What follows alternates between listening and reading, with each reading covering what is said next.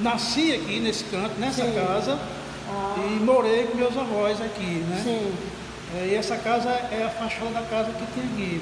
Inclusive, a mesma cor, o mesmo tamanho, Sim. o mesmo formato, cor Você só afastou um pouco para cá para manter essa Eu memória. trouxe a memória para cá, a fachada, né? Sim. E meu ateliê, na verdade, era daí para lá. Sim. E tinha esse espaço aqui na frente, ocioso. Sim. Então eu resolvi ampliar aqui para fazer uma espécie de galeria aqui na frente. Sim, sim. E meu ateliê continua sendo lá, Sim. um espaço diminuto, mas dá para mim fazer o meu trabalho. Uhum. E aqui na frente fica praticamente a parte onde eu vou produzir lá e expor aqui na frente. Uhum. Mas por enquanto o clima não deixa eu fazer isso ainda, que está Não muito é, tá, quente. né? Mas é devido à telha que é de metal, porque eu evitei colocar de madeira, porque aqui tem uma peste de cupim que Sim, não se acaba nunca. Ainda mais próximo da vegetação. Algumas coisas aqui eu trouxe na lembrança que tinha na época, que era aquele ninho, lá em cima. É isso que eu ia perguntar, eu vi. Brincadeira de vinho que tinha antes e pescaria aqui, que passa ali atrás. Interessante os elementos aqui dispostos, né? Vamos ver aí a ateliê mesmo.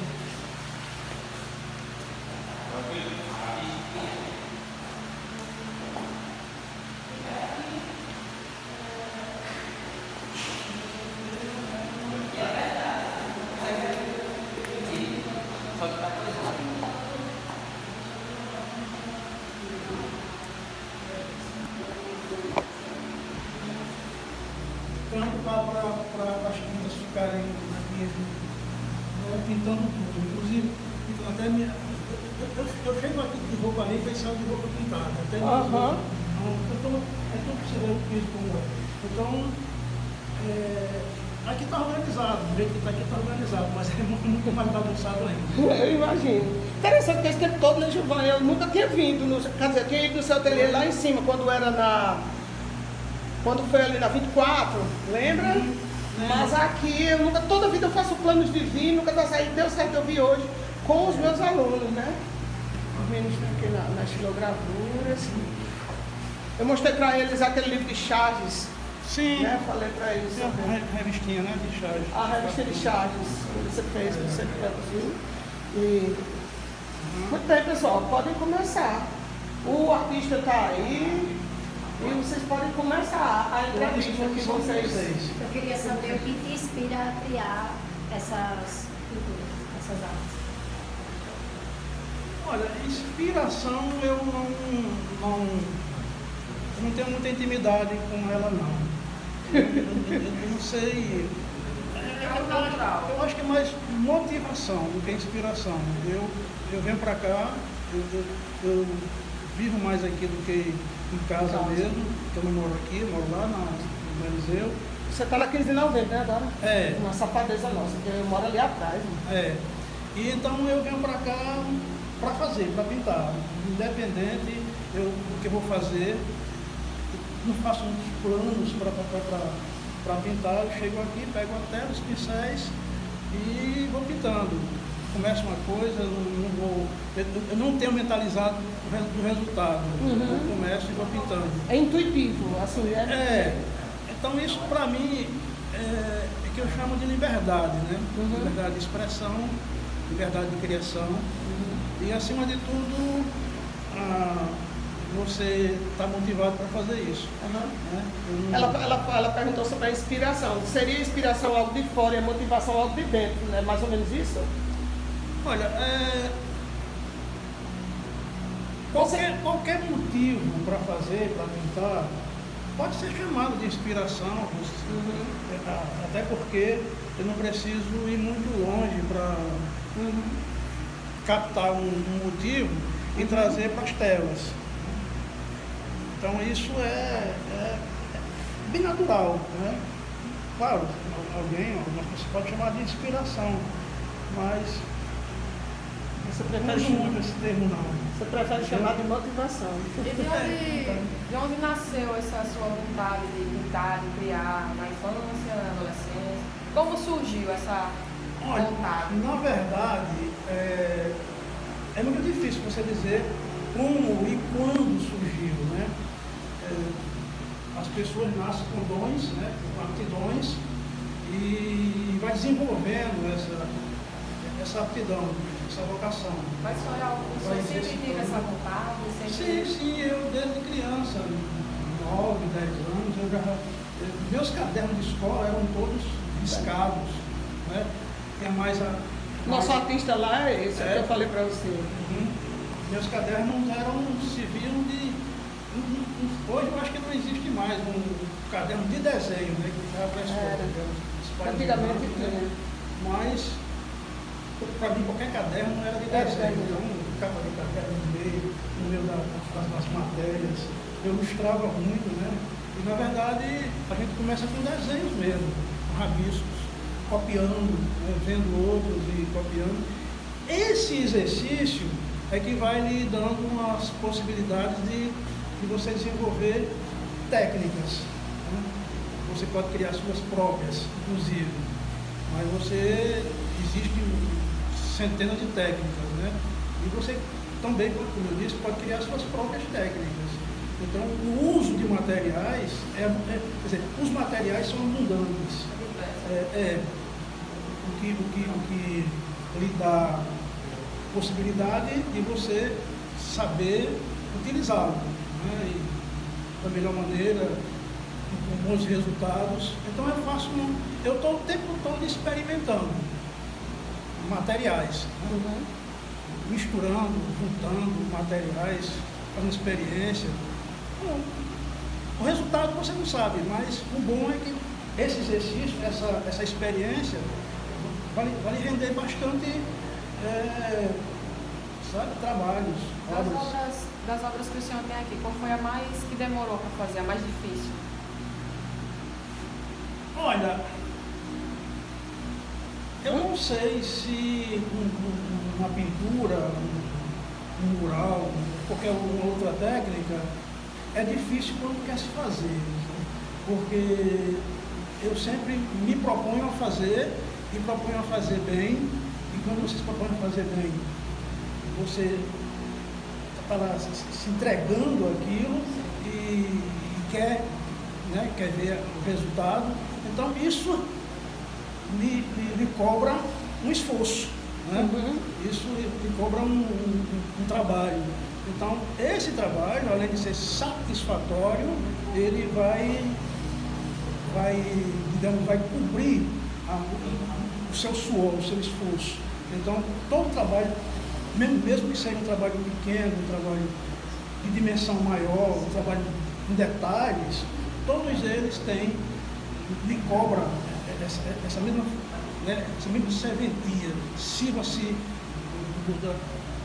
da sua potencialidade. Explore o quanto mais possível, melhor. Então, para mim, todos os trabalhos, eu não vejo dificuldade, eu não vejo que seja um mais difícil do que o outro. Todos eles lhe puxam muito pelo esforço. Quanto tempo o senhor pinta? Foi que ela perguntou que eu perdi? Há quanto tempo ele pinta? Sim. Aí eu pergunto a sua idade praticamente. Eu entrei na faixa dos 60, eu tenho mais de 40 anos que eu pinto. Eu comecei, como eu falei aqui, com desenhos. Eu tinha 9, 10 anos, eu desenhava muito mesmo, né? Eu riscava tudo, pintava, desenhava tudo. Qualquer coisa que eu quisesse fazer, eu me propunha a fazer e fazia. Evidentemente que eu não sou uma máquina fotográfica, eu preciso fazer as coisas como realista, porque na verdade meu estilo não é muito do realismo. Mas desde esse período, então, creio que já vai em torno de 50 anos de trabalho. Eu não sei hoje quantos trabalhos eu tenho produzido. Até porque estão espalhados pelo mundo, né? Muito. E teve um período que eu não tinha máquina fotográfica, não existia celular ainda. Hoje você registra tudo, tá? Então, eu tenho... De vez em quando eu me deparo com um trabalho que eu fiz há muitos anos atrás e eu nem lembrava. E muitos têm aí pessoas que às vezes me localizam em redes sociais e mandam para mim uma foto. Olha, esse trabalho é seu. Ultimamente eu vejo você divulgando, isso aqui é de fulano de tal.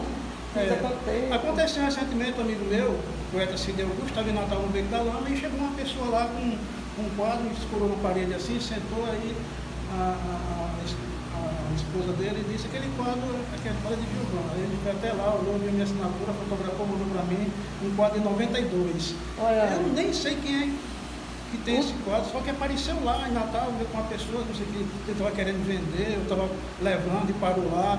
Então, além nesse período 90, bem antes, 80, muitos quadros, eu tinha uma produção muito intensa de desenhos, de pinturas, de cartões, de chás. Então, tudo isso eu praticamente não tenho. Você tentou juntar umas chaves, fez um livrinho, foi? Ali foi porque eu consegui ainda com um amigo meu que tinha alguns exemplares, eu pedi e digitalizei e publiquei para registro, né? Então, muita coisa espalhada, muita coisa que você não... muito. Então, hoje, recentemente uma pessoa me perguntou quantos trabalhos eu já fiz. Isso é uma coisa... É muito difícil saber. Mas uma estimativa, isso aí incluindo todos os trabalhos entre painéis, pintura, escultura, xilogravura. Dá em torno de 8 mil, mais ou menos. Em torno disso. Fiz uma média mais ou menos. No senhor, existe alguma obra que lhe marcou muito assim? Qual foi a obra que mais lhe marcou assim, que mais lhe deixou, poxa, essa foi a minha melhor obra? Ou para o senhor todas são significativas igualmente? Todas são. Claro, algumas se eternizam, né? E outras, eu me refiro aqui ao tempo de existência desses trabalhos. Um mural, por exemplo, aquele mural do JK, que é o maior mural que eu fiz até hoje, 150 metros por 2,30 de altura, aquele mural já foi pintado, repintado 3 vezes. E novamente já está precisando. Geralmente é um tempo de 4 anos para revitalizá-lo. Né?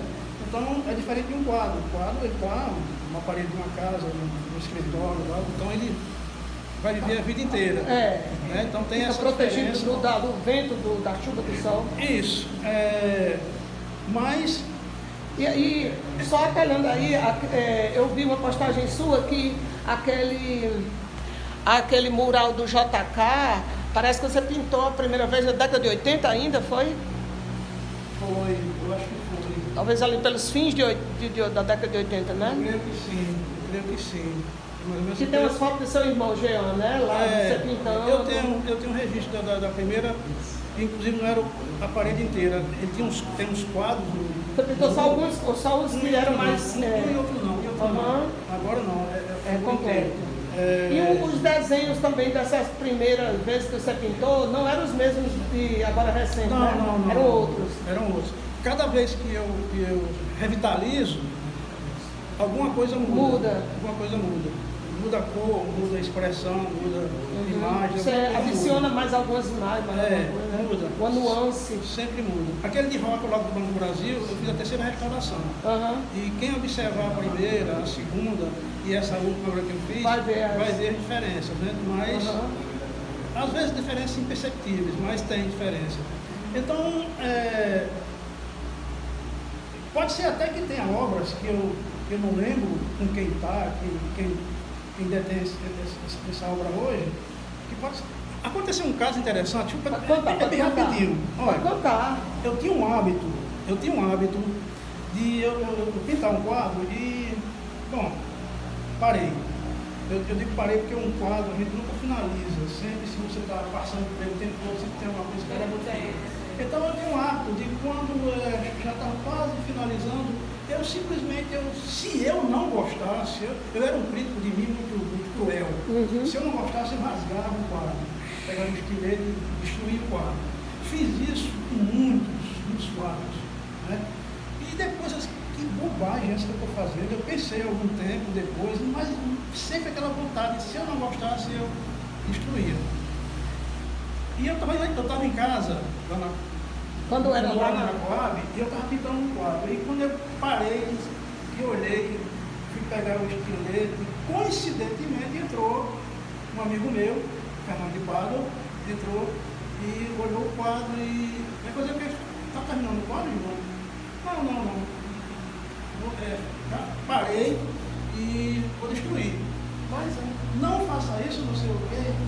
Abraçou o quadro, isso aqui é meu, não vai destruir não. Levou o quadro para casa dele. Aqui da minha frente. Aí se passaram aí 6 ou 8 anos, 7 anos por aí, eu estive na casa dele, morava lá perto de onde morava, e o quadro estava na parede. Quando eu olhei o quadro, eu disse, Fernando, quero meu quadro de volta. ele guardou durante um tempo. Nem você comprando dinheiro nenhum, você vai levar esse quadro daqui. Aí, mas eu fiquei apaixonado pelo quadro quando eu vi o quadro. Aí o que eu ia destruir, depois de algum tempo eu vi Interessante. que destruir. Então depois disso, eu nunca mais pedi um esqueleto para destruir. Agora, o que é que acontece? Quando eu não gosto, eu geralmente pinto por cima. Uma outra coisa, eu junto com outra coisa, aproveito alguns traços, algumas cores. Transforma, então, né? Eu transformo em uma outra coisa que não é aquela que inicialmente eu tinha pensado. Hoje é mais ou menos O assim. senhor lembra o primeiro quadro que o senhor fez, assim, a quinta vez? Lembro não. Eu não faço a menor ideia de quando foi que eu pintei o primeiro quadro. Eu não lembro. Eu sei que eu desenhava muito, agora pintura mesmo, pintura eu não lembro. Agora, eu lembro do primeiro mural. Lembro, eu vou tentar reconstituir essa imagem desse primeiro mural.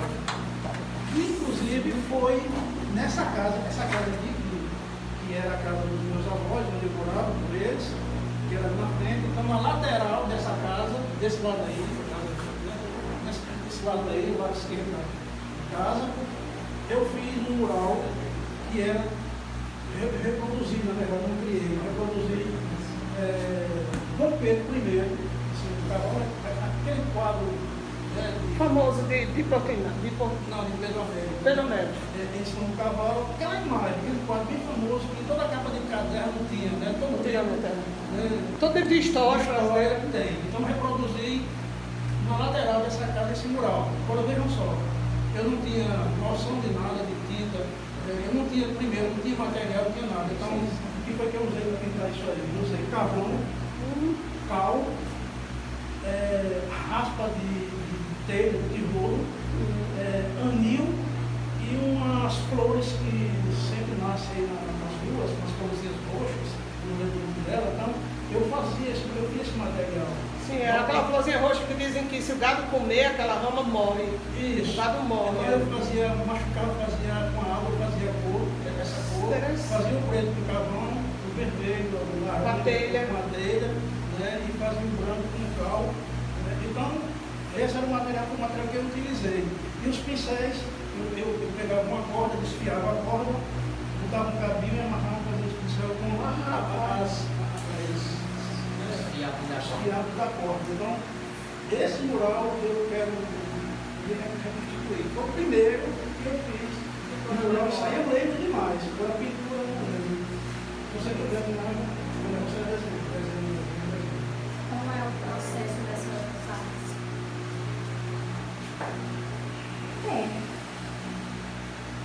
O processo é parar, pegar o material e não pensar em outra coisa aí, pensar em trabalhar. A técnica, as regras, os paradigmas, tudo isso aí deve contar isso. Então, ficar diante do branco, aí pegar o material, os instrumentos de trabalho e trabalhar, né? Não é um processo assim, tal. Eu não faço um plano assim de como fazer, eu não faço. Eu prefiro ficar mais livre, vontade para fazer. Isso. Ia fazer outra Esqueci a coisa. pergunta. Os meninos querem aproveitar e fazer.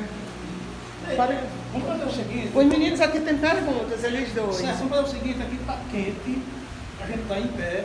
Aqui tem um canto aqui, uma salazinha aqui está mais frio, a gente se senta e a gente conversa melhor. Pronto, vamos lá. Os Meninos, meninos, pelo menos eles dois, eu sei que tem perguntas eu para acho que você. vai caber das cadeiras que tem na Traga fazer os essas tabuletes aí. aí, pega aí, por favor. Aqui é onde eu disponho. Decor. Ah, fica Mais frio, com certeza. né? Eu vou ficar aqui nesse cantinho. Olha, Eu sento aqui, eu não sou chefe não, mas eu fico aqui na mesa, por trás dessa mesa.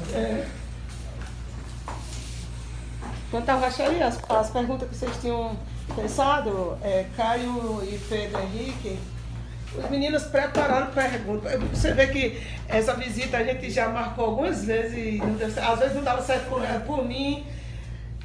Tinha também alguns alunos que eu gostaria que estivessem aqui, aí adoeceram e tal, e aí eu pensei que ia dar entrevista. Tem outros que não quiseram vir e tem outros que não. Várias situações. E outras situações você também estava viajando, né? Sim. Mas aí hoje deu certo. Então os meninos já tem alguns dias, já, bem uns 15 dias, eles prepararam, elas fizeram por conta deles. Eu não sugeri nenhuma pergunta, não. Eu só disse, prepare as perguntas para o artista e façam lá. Aqui, ó. Belchior. Conheceu o Belchior? Conheci, estive com ele aqui. Eu também conheci, tenho foto com ele. Eu também, também tenho. Inclusive, Belchior também pintava, né? Ele gostava muito de fazer autorretrato. Ele deve ter, e quando eu estive com ele aqui, ele me pediu que eu fizesse um retrato dele, só que infelizmente não fiz e ele desapareceu, né? Ele deixou até o endereço dele lá. Ele colocou no guardanapo, aí colocou o endereço dele para me mandar o quadro para ele. Mas eu consegui guardar um guardanapo que ele fez no endereço dele, aí eu fui ali. Aqui tem algumas figuras que são conhecidas. Agora você, menino velho. Esse aqui é Dorian Gray, Patativa do Assaré. Dorian Gray foi o maior pintor norte-rio-grandense, né? Praticamente. Um dos maiores, né? Que são meus pais. Belchior, Lula, presidente do Brasil hoje, que aqui nessa época não era nada.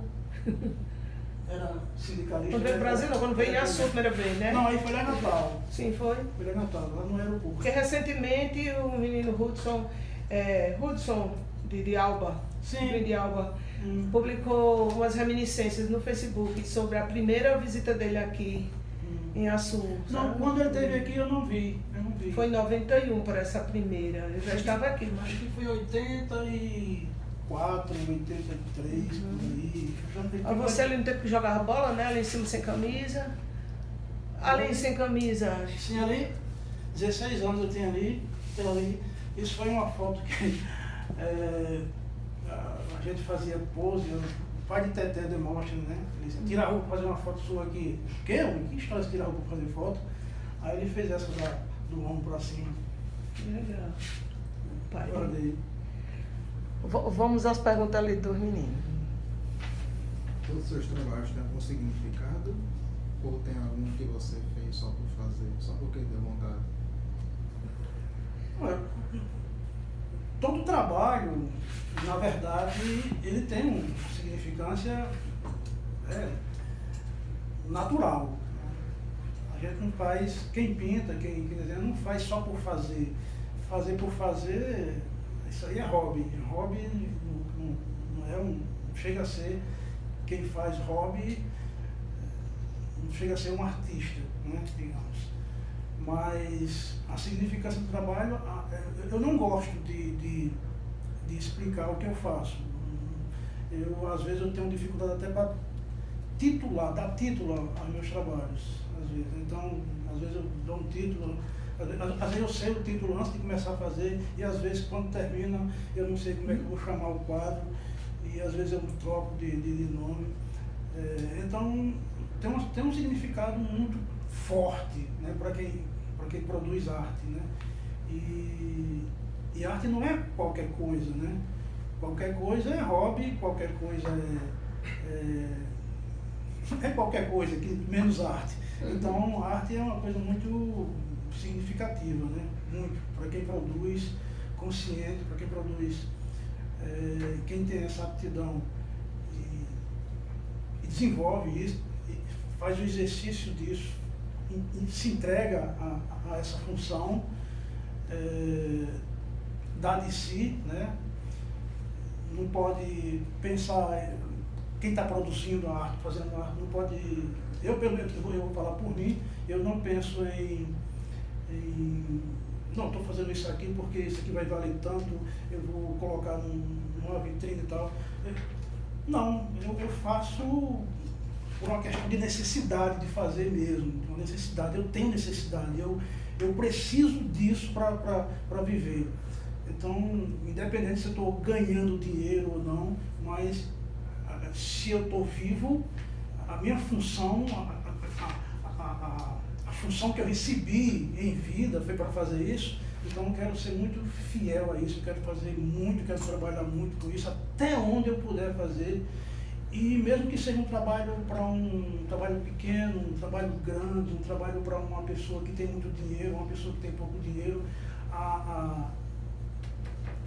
o exercício, a minha dedicação ao trabalho supera tudo isso. Depois o rumo, ele é dado o tempo que determina, né? A questão de valores, a questão de preços, que eu distingo muito isso. Eu acho que arte, a gente não pode, né, significar ela por valor e preço. Preço é uma coisa, valor é outra. E outro, arte é uma expressão de valor, não é questão de preço. O preço, o tempo decide e vai depender da expressividade do que você fez. Então, isso é uma coisa... A gente vê, eu gosto muito de ler curiosidades sobre isso, assim, que eu leio histórias de grandes pintores que só realmente se tornam grandes pintores depois que desapareceram, como você diz, né? Depois da morte, às vezes um quadro que o cara vendeu por vinténs, assim, muitos deles viveram na pobreza e vendiam. Teve um grande aí, não sei se foi Van Gogh, vendeu um quadro, trocou por um prato de comida. E aí, depois que ele morreu, esse quadro vale milhões, assim. São poucas pessoas em artes plásticas, pintura, em artes plásticas de modo geral, é uma das expressões das artes que mais demora para vir retorno. A ter um retorno financeiro. Mais demora. Você precisa morrer para poder... Muitas vezes é reconhecido. Você ter né, chegar ao valor para aquilo que você produziu. Isso que você falou é verdade. Van Gogh fez poucas obras. Leonardo da Vinci, o pai da Mona Lisa, só pintou em torno de 12, 15 quadros, acho que 12, 15 quadros. Mas a maior expressão das artes é Mona Lisa hoje no mundo. Mas por quê? Qual é o mistério disso? Aí o processo é longo para explicar, porque hoje tem um valor inestimável, né? Que está no Museu do Louvre. Já foi roubado esse quadro. Então houve uma... É o quadro mais repintado no mundo, né? Mais imitado, mais... E quando isso acontece, valoriza mais o original. Valoriza mais ainda, né? Tem um Banksy, um artista de rua, de grafite, ele faz com stencil. Stencil é justamente aquilo que está ali em cima da mesa, que é um molde vazado para você usar o spray. Eu estou fazendo minhas assinaturas a partir de agora, que eu fiz aquela do Zé Corrêa ali, e a minha assinatura foi com esse stencil, que é justamente uma silhueta do meu rosto. Mas Banks, ele hoje é uma pessoa que ninguém conhece ele praticamente, ele pessoalmente, a pessoa, ele. E recentemente encontraram com ele, e até hoje ninguém sabe se realmente é ele mesmo. Então um quadro dele foi para um leilão, uma casa de leilão em Nova York, a mais famosa do mundo, e o quadro dele, que é uma menina segurando um balão, soltando um balãozinho, uma menina de preto e um balãozinho vermelho. O quadro foi arrematado por milhões de dólares. E quando a pessoa foi pegar o quadro na parede, ele tinha colocado por trás do quadro um dispositivo que na hora que o quadro fosse arrematado, como foi, que a pessoa foi retirada da parede, ele acionou o dispositivo e a tela saiu de dentro da moldura picotada, toda picotada. Aí ficou só metade do quadro dentro do quadro e a metade do quadro ficou as tirazinhas picotadas. Aí a pessoa que comprou simplesmente levou para casa e o quadro ficou mais valorizado ainda depois disso. Quer dizer, para você ver, né? O cara fez um... Então tem coisas que acontecem, mas Hoje, praticamente, as pessoas estão chamando de arte tudo. Uma banana na parede, né? Aquilo é um absurdo. Isso aconteceu em épocas tantas passadas, uns potinhos com cocô do artista dentro de umas latas, vendida por milhares de dólares, né? Essa banana vendida por nem sei quanto foi. Teve um artista também que vendeu uma arte que é invisível. Pois é, não existe, né? Não existe. Olha, Ele assim, diz, não tá tem, aqui, é isso aí. É. Ele descreve É, tudo, né? mas não existe. Assim, ninguém consegue ver, é só na mente dele. E um cara foi lá e comprou. Ou seja, a Aécio Cândido, um amigo meu lá de Natal, ele fez até um artigo muito legal agora sobre isso, né? Inclusive o título, ele disse que ele tem medo que seja passado por besta, uma coisa assim. Que ele fala sobre o que as pessoas estão considerando arte e que não chega a ser arte, né? O princípio da ética, não, acho que o princípio da ética é uma coisa mais assim, é um argumento de Aristóteles, que ele traz isso para mostrar o que todo mundo está chamando de arte, né? Não, se A é A não pode ser B. Então, ou é arte ou não é arte. Entendeu? É mais ou menos isso, esse princípio de Aristóteles. Se A é A não pode ser B. Tá bem evidente isso, né? Então é arte ou não é arte.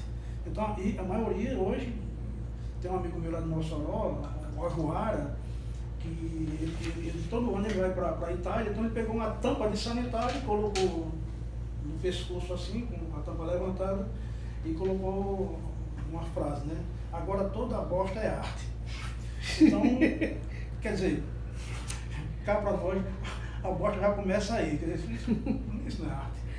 Então, ele fez uma crítica, né? Ele fez isso aí. Fez uma crítica, mas ele está colocando a crítica dele como aquilo ali sendo obra de arte dele, né? Sim. Tipo dadaísmo, que era pegar qualquer coisa. Inclusive tinha um vaso sanitário, um urinol, Sim, o dadaísmo, sim. né? Sim, Na época do dadaísmo. Então tem isso. Isso como eu estava dizendo, eu não gosto de explicar no meu trabalho, as pessoas, o que significa isso? Não, significa o que você entender aí, é o que é. Porque vocês diante de uma obra, eu posso mostrar uma obra de arte para vocês, e para ele, e ele vê de um jeito, você vê de outro, ela vê de outro. Se for interpretar, cada um vai ter uma interpretação diferente. Então, eu prefiro não explicar, não tem explicação. Tem um pintor francês, eu acho que foi Kandinsky que disse isso, que na arte a única coisa que importa é não ter explicação. Ele disse isso, apesar de que existem milhares de frases, de grandes nomes da pintura, desde o renascentismo, passando por tudo quanto é períodos, que diz alguma coisa sobre o que ele acha que é arte, né? E ultimamente eu estava vendo, ultimamente não, faz tempo já, eu estava revendo, na verdade, Ferreira Goulart, né, poeta, crítico de artes plásticas, né, filósofo, e ele dizia que a arte existe porque a vida não basta, né? E eu achei aquilo, quando eu vi a primeira vez, achei extraordinário essa frase dele. Mas depois eu vendo outros pensadores, outros poetas, eu vi que essa expressão dele já partiu de Fernando Pessoa, né? Que ele já dizia que a arte existe porque não basta só a relevância da vida e tal, então já partiu daí. Então os pensadores de hoje praticamente já são embasados em outros pensadores passados, e os artistas às vezes ele define o que é arte a partir dele, né? A partir dele, a maioria a partir dele, né? Picasso dizia que a arte é uma mentira, mas que ela revela uma verdade. Claude Debussy, um pintor, dizia que a arte é uma das mentiras mais bonitas. Então, muitos têm alguma coisa, né? Eu já pensei, o que eu vou dizer sobre arte? Sabe uma coisa, não vou dizer mais nada. Já disseram tudo, e se o que eu disser eu vou estar repetindo. Se algum dia surgir de supetão assim, própria, uma expressão própria minha, eu digo. Mas, mesmo assim, se eu faço como Picasso, se eu soubesse o que era arte, eu não dizia a ninguém. Então isso é muito peculiar de cada artista, né? Cada um no seu tempo, né? Pedro vai fazer uma pergunta, antes que você... Eu só tenho uma, porque a maioria que eu escrevi, coincidentemente, Já foram... respondidas. Agora, as que Caio fez, a gente precisava tirar um domingo inteiro, só para as que Caio fez. Eu vou combinar com ele. Caio é esse, que é o nosso artista oficial da turma. Ele desenha no quadro, ele desenha na cadeira, ele tem os cadernos cheios de ideias. Quando ele faz atividade, ele vai desenhar. Ele é como você, ele se alimenta dos desenhos dele. Qual o tipo de arte que você mais gosta de trabalhar? Até porque eu falei para eles, né? Que você é um multiartista, você faz estilogravura, como eles viram ali, você faz as esculturas aqui de vários, inclusive com vários materiais diferenciados, né? Mostrei para ele, coloquei no grupo da turma algumas fotos que você sabe que eu faço aí pelo menos há mais de 3 décadas, de todas as suas artes, onde eu vejo, eu vou fotografando, vou juntando, e eu mostrei as principais delas para eles, né? E aí falei da estilogravura, das pinturas, dos painéis e das esculturas, e aí eles arrocharam aí nas perguntas. Sim, Então ele perguntou qual dessas artes, não foi, Pedro? Qual tipo que Da arte que ele mais gosta de trabalhar. Olha, artes visuais, ela abarca muitas expressões, né? Muitas técnicas, diversas, né? As artes visuais. A pintura, o desenho, a gravura, a xilogravura, até porque a xilogravura é uma coisa, a gravura é uma outra coisa, muda a técnica, né? Mas tudo isso está dentro artes visuais, né, do mundo de artes visuais. Né? Eu trabalho com diversas expressões das artes visuais. A escultura né? não é artes visuais, então? A escultura é artes visuais. Porque a gente frui vendo, né? É a arte que a gente chama de arte tridimensional. Né? E o quadro é bidimensional. Então, a pintura, a gravura, a xilogravura, a escultura, o desenho. Aí tem a charge também, que é no risco. Que já é uma outra expressão, né? Bem mais, digamos, é o trabalho, é o riscado do humor, né? Humor crítico, a charge e o cartoon. Então, todas essas expressões, eu trabalho, experimento o barro, o metal, a madeira, a palha, a resina, o concreto, né? Tudo isso são instrumentos, são materiais. Tem latão também? Você também trabalha com Sim, latão? tem. Né? É um metal, né? Então, todos esses materiais, ele dá a oportunidade de você criar. Você está à sua disposição para você criar. Tem o boêmio, que a gente, acho que popularmente chama-se do esqueletão, Sim. Lá na Praça São João Batista, né? Ali são peças de sucatas. Ali praticamente eu juntei, fiz uma composição com peças de sucatas de carro. Então eu montei. Isso é mais prático, né? Aquela escultura é mais prática. Aquele Cristo em cima daquela coluna. Daquela coluna. Ali já é metal, são latão, latão, né? Ali é um metal, são placas de metal, de metais, de várias espessuras. E quem chegou a ver, vocês viram, né? Eu acho que antes de cair, né? Antes de ter caído, né? Eu fiz, porque quando foi no final do século XIX, quando foi feita aquela coluna, a pessoa que projetou aquela coluna, ele projetou que teria um Cristo Redentor em cima. Só que depois de 100 anos foi que a gente veio colocar o Cristo, né? Eu era secretário de Cultura aqui e resolvi fazer um Cristo de metal. Só que o metal, o latão, ele teria que ter uma manutenção. Então, já estava realmente enferrujando, precisava de manutenção. Houve a queda da coluna, né? Ainda bem que a coluna foi restaurada e foi substituído o Cristo de latão por um Cristo de pedra, eu acho que é pedra sabão. Se não é pedra sabão, é concreto, é alguma coisa assim, o material. Eu cheguei a ver de perto, mas eu acho que é pedra sabão. Que esse novo Cristo não foi você que fez? Não, aí... Aquela foto que eu mostrei é do antigo.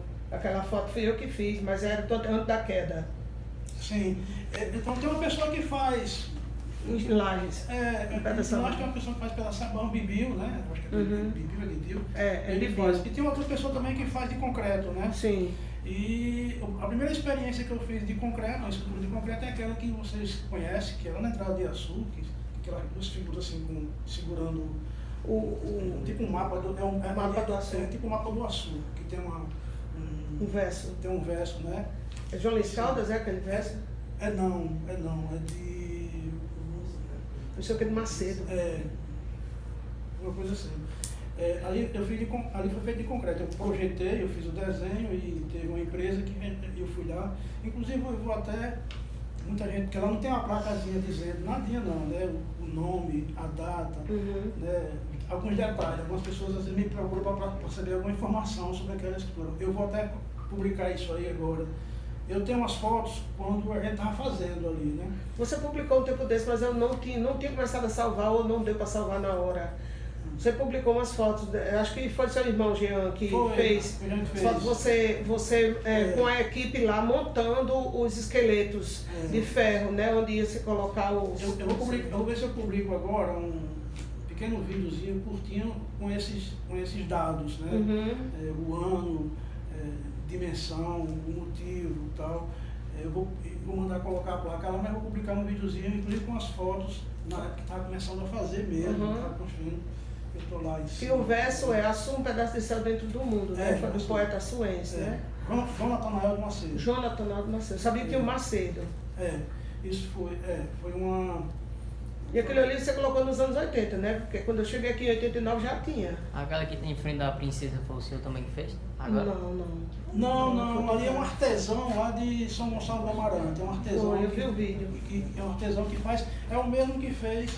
Do pai de Júnior Leandro, né? Ali de frente ao Werner? Não, ali de frente ao Werner foi Guaraci Gabriel. É um escultor que ele trabalha muito com metal, só metal vazado, as figuras são vazadas. Aquele ali é a figura vazada, aquele lá ele é cheio. Aquele lá não é cheio, é oco, né? É oco? É feito de resina, né? Sim. Só a capa, né? Ele não é cheio. Foi o mesmo que fez a galinha lá do posto, lá de Antônio. É o mesmo artesão que fez lá a galinha e fez isso agora. Então ali é uma outra técnica, é uma técnica de resina, né? É um trabalho bem artesanal, né? E eu nunca fiz trabalho com resina, né? Eu já fiz com barro, com madeira. Trabalhei com pedra sabão, teve um tempo que eu fiz algumas coisas com pedra sabão. Mas eu vou experimentando, né? Eu pretendo ainda, pretendo não, é só questão de vou fazer agora, mas eu quero fazer ainda bons trabalhos com cerâmica. Caso de lidar com barro. A Rocha, esse menino fez mais de 30 perguntas, 2 páginas de caderno de perguntas. As perguntas são capciosas. Olha, para ele fazer as perguntas dele, a gente tem que ir outro momento, sabe? Um dia de domingo, sabe, Gilvan? Sim. As perguntas dele são daquelas de arrepiar, sabe? A Rochinha tá aí, cara. Porque como ele é artista, né? Então, a mente do artista, ele tem curiosidade sobre a mente dos outros artistas. Sim. Pode ficar à vontade, viu, padre? Pode mandar. Tem algum tipo de arte que você quis muito fazer, mas ainda não fez? Como é? Algum tipo de arte que você quis muito fazer, mas ainda não fez? Um tipo de arte? Que você quer fazer, mas ainda não fez. Sim, eu tenho... Acho que pegou na deixa do que você estava falando aí. Eu tenho vontade, tinha e tenho ainda, não saiu de mim ainda, era de pintar o teto da igreja aqui de Açu. Fazer algumas passagens bíblicas do apóstolo São João Batista, mas esse meu propósito surgiu bem antes, quando houve o desabamento do teto da igreja, que desabou o teto da igreja. Não sei se vocês lembram que desabou. Esse menino não era nascido não, esse menino não era nascido não. Não sabia não? Então o teto da igreja desabou. Então foi bem antes disso. Foi na década de 80 ainda. Então isso aí... Eu já vi fotos, mas acho que eu não estava aqui não nessa eu época. já tinha um propósito de pintar antes de cair esse teto. Sim. E eu falei com o padre Canindé na época, o padre Canindé acolheu bem a ideia, ele ficou entusiasmado, eu fiquei de fazer contatos com patrocínios, né, de pessoas para bancar apenas o material e estrutura de andames, e o meu trabalho seria voluntário. Então, a gente já estava adiantando, né, esse propósito de fazer. Houve o desabamento do teto, passou muito tempo para ser reconstituído, e foi reconstituído agora só que de metal, né? O teto não é mais de madeira, é de metal. Então foi reconstituído, foi refeito, né, o teto, e o meu propósito continuou. Então o padre Canindé se afastou, né? Já passaram alguns padres, alguns administradores aqui pela paróquia, e eu fui, sabe, deixei o projeto Em Banho-Maria. em Banho-Maria. E agora, recentemente, com esses 300 anos agora da igreja, eu voltei a soprar a chama desse propósito. Então eu entrei em contato com um dos padres aqui da paróquia, e não com o principal, mas com o Batistinha, precisamente, para interceder junto ao principal, que eu acho que é o Wesley, é o nome dele. E a ideia não está sendo bem acolhida por esse padre atual. Já chegou, já foi mencionada esse propósito ao bispo lá de Mossoró, e também não houve uma boa acolhida também. Então, mesmo assim, eu continuo com o propósito. Então, seria isso hoje, algo que eu gostaria muito de fazer, seria pintar o teto com as passagens bíblicas de São João Batista na igreja. E o meu propósito inicialmente seria no teto central, mas hoje já admito que pode ser também essas imagens nas laterais, mas no teto, né? Então hoje seria uma coisa que eu gostaria muito de fazer.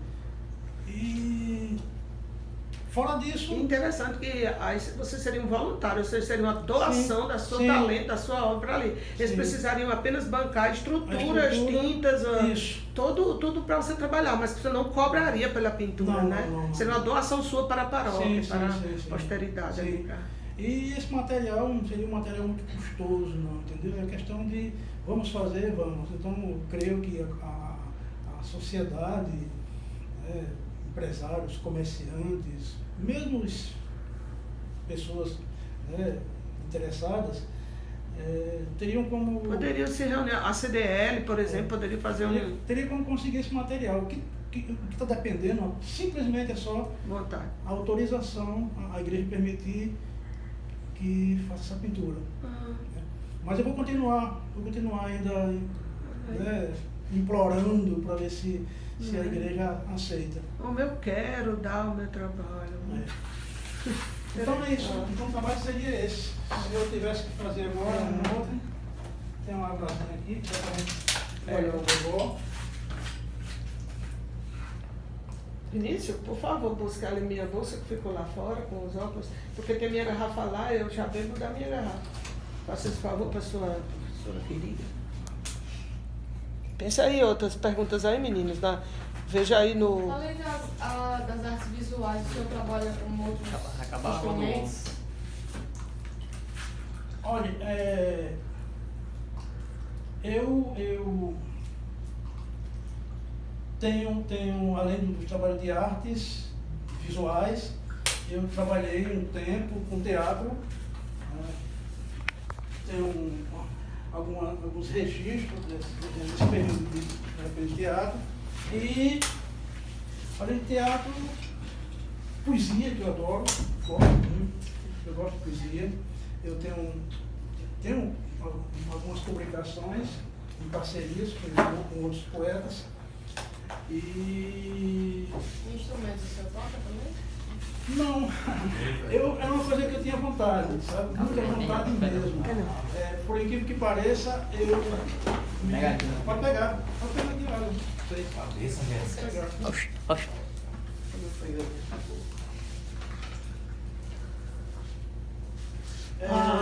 Aquele que você falou de teatro, tinha, não sei o que, ópera do Farrapo, não era? Na década de 80. Não sei se era você que era envolvido com isso. Ópera do Farrapo. Não, é Garrancho. Garrancho. Ópera sertaneja. Eu trabalhava no Grupo Terra, lá em Natal, lá em Mossoró, aliás. E o Grupo Terra era um grupo de Mossoró, era uma ópera escrita por Aécio Cândido e Crispiniano Neto. E Não sei quem é Crispiniano.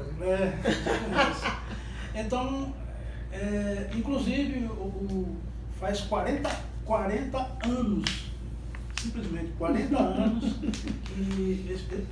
que nós apresentamos essa ópera Garrancho. Inclusive, Aécio Cândido, um dos autores, agora no dia 4 de abril, ele fez 70 anos, Aécio. E foi comemorado lá numa casa que ele tem na praia de São Cristóvão, ali perto de Areia Branca. E lá nós nos encontramos. Cristo estava lá? Crispiniano, Aécio, os dois autores, e os atores. Dessa apresentação. Desse Que grupo. legal. Inclusive o cartaz que eu fiz na época, eu até trouxe, tem aqui o registro, né, da turma todinha, e o cartaz, o último cartaz que eu fiz, dessa ópera sertaneja Garrancho, que era a história do sindicato do Garrancho, dos salineiros aqui de Macau, Areia Branca, até Mossoró. E essa peça não teve muitas apresentações não, foram poucas, praticamente só a estreia mesmo. Mas trabalhamos meses e meses para essa Foi apresentado em Mossoró? Foi. Em praça pública ou Não, lugar privado? foi no ACEL, foi a CDP, uma coisa assim, no Blado Mossoró. A CDP ou foi a ACEL, não lembro exatamente. Que esses locais já não existem mais, né? Mais alguma pergunta, Caio? Ou Pedro, vocês, gente? Eu tenho uma pergunta. Você já conheceu ou já viu o estilo de desenho japonês de arte?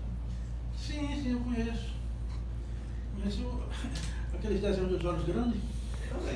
Também, né? Que Mais clássicos. São os mais clássicos, Os anos 90 por aí. né? Os mangás, né? Mangás. Então, eu não gosto muito. Tem uma pintora muito famosa, não lembro o nome dela agora, que era conhecida como uma pintora dos olhos grandes. Os trabalhos dela são desenhos pintados, são figuras assim. Mas isso antes daquelas figuras japonesas, né? Digamos que essa pessoa tenha sido precursora, né? Eu não lembro o nome dela, eu assisti agora um filme sobre a vida dela, não lembro. Foi agora recentemente que eu vi esse filme. Mas os japoneses são exímios desenhistas, né? São detalhosos, detalhistas, né? São detalhistas, são coisas que um verdadeiro bordado mesmo, é uma coisa impressionante. Claro que tem grandes nomes, né, na pintura também japonesa. Eu conheci uma grande pintora japonesa lá em São Paulo, eu estive lá no ateliê dela, no instituto, também no ateliê dela, Tomi Otaki. É uma japonesa, mas praticamente radicada no Brasil, né? Mamabu Mabi, um outro japonês também, que são pintores abstratos, né? Na verdade, eles não são desenhistas, são pintores abstratos. Todos dois, tanto o Manabu quanto a Tomi. São radicados no Brasil. Moram aqui, né? Moram no Brasil. Moravam, falecidos os dois. Sim. Faleceram os dois já. Mas com certeza deixaram um legado, né? Para outros artistas. Eu gosto muito da pintura, eu não gosto muito da pintura, sei lá, eu admiro, mas não me motiva muito a tê-la como referência as pinturas do Renascimento, né? Aquelas pinturas muito, que se dão hoje, vários nomes, né? Que são estudados hoje, né? O barroco, né? Que é uma das mais que leva à dualidade das coisas, né? do sentido mais amplo da expressão, né? O bem e o mal, o profano e o religioso. O claro e o escuro, né? O claro e o escuro. Então, isso não me... Eu não busco muito como referência, né? Eu tenho algumas referências que eu admiro muito, em tempos, né? Em alguns tempos. Como o senhor titularia o estilo das suas obras? Obras que você diz A pintura. da pintura. Meu né? estilo. Porque existem diversas, né? Abstratas, Sim, mas sim. como o senhor titularia o seu estilo? Eu já vi experiências diversas, em estilos diferentes. Sim. O abstrato não é muito algo né, da minha motivação, o abstrato. Às vezes eu até exagero um pouco, eu digo abstrato para quem não sabe pintar. Você joga a tinta lá de qualquer jeito, pisa em cima, esparrama, faz tudo, está feito quadro. Mas no fundo abstrato também tem um certo pensamento lógico. Então, a arte pop para mim também não tenho muito essa motivação para trabalhar isso. O expressionismo, o impressionismo, que também são estilos diferentes, o pontilhismo é um estilo diferente.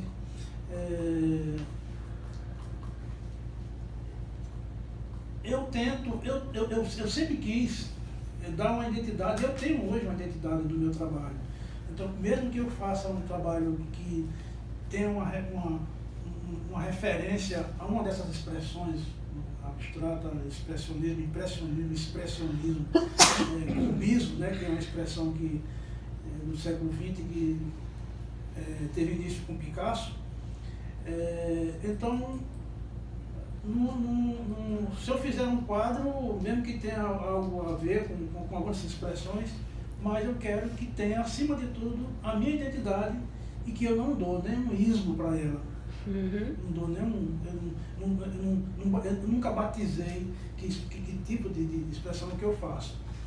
Só sei que faço. Só sei que faço. Vamos... acredito que estamos chegando aí a 9h15, né? Até porque geralmente cabe mais às pessoas que são críticos, né, dizer, são os leitores das obras, digamos, os leitores né, críticos, de olhares oficialescos, digamos assim, porque nem toda crítica ela é muito justa, né? Uhum. Mas geralmente parte a partir daí, né? Dos críticos, da imprensa, dos pensadores sobre as artes, que parte essa expressão. Eu creio que quando, por exemplo, o impressionismo né, de Henri Matisse, não foi ele que disse, isso aqui que eu estou pintando é impressionismo. Não foi ele que disse. Isso aqui depois que se nomeia. Aí vem um jornalista, faz uma reportagem, isso está impressionante. Se está impressionando, então vamos chamar de impressionismo. Então, cubismo também é uma forma de Picasso. Por que cubismo? Porque o cubo você vê ele de vários ângulos, Então a arte de Picasso chamou de cubismo porque um rosto que está de frente, você vê ele de frente, ao mesmo tempo você está vendo ele de lado. Uma imagem só você vê tridimensional, mais de um lado da imagem. Então, essa forma de cubo, você levou a se chamar de cubismo, né? Mas tudo isso vem depois. Isso vem no momento, não. No momento, depois que se nomeia. A pessoa, se você chegar assim, olha, tem uma prima minha que me chama de Giovanasso. Tá? Sim. Aí... E eu te chamo de meu Picasso açuense. Aí a pessoa com Giovanasso, vamos chamar minha arte, tem o cubismo, o expressionismo, pop, tal, vou chamar de Giovanasso minha arte. Né? Bom, mas eu nunca chamei não, estou dizendo isso aqui pela primeira vez, inclusive, que ela me chamou assim, que eu lembrei agora, citando essas expressões, né, das artes. Pois é. Gilvan, eu quero lhe agradecer, os meninos, porque a gente tem que partir, a gente tem que ir, né? Que vai terminar nosso horário, vai começar o intervalo lá, e a gente está a pé, E a gente vai voltar para a escola. Eu quero lhe agradecer em nome da nossa velha amizade, né? Os 30 anos aí de amizade. E desde já lhe parabenizar pelo próximo dia 1º, né? Sim, é. Seus anos. Pois é. Que você continue aí fazendo Belezando Açu, trazendo muita arte para nós e inspirando novas gerações aqui, deixando suas impressões.